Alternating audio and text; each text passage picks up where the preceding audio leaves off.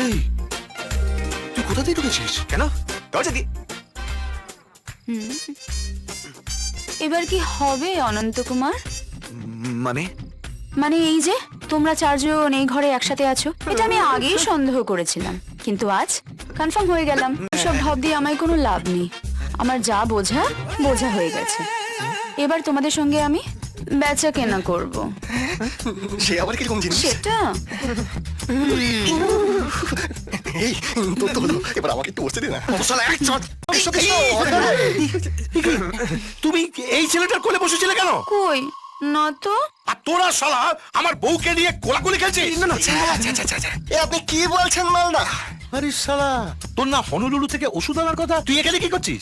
Honolulu যাবার ফ্লাইটের ticket তাই পেলেন না? তোকে শালা বিনা টিকিটে হনুলুলু পাঠাবো? তোরা শালা সব করা চিনিক বাজ। আমার চোখকে ফাঁকি দিয়ে তোরা চারজনে এই ঘরে থাকছিস। কালকেই আমার 7,000 টাকা দিয়ে এই ঘর থেকে বিদায় হবি। এই খগেন মাল, কি হয়েছে? আমরাও এ ঘর ছাড়বো না। যা কর আপনি করে নিন। তাই আমার নামও খগেন মাল হরেকৃষ্ণ। জানি। আমি কালকেই তোদের এই ঘর থেকে বিদায় করার ব্যবস্থা করবো।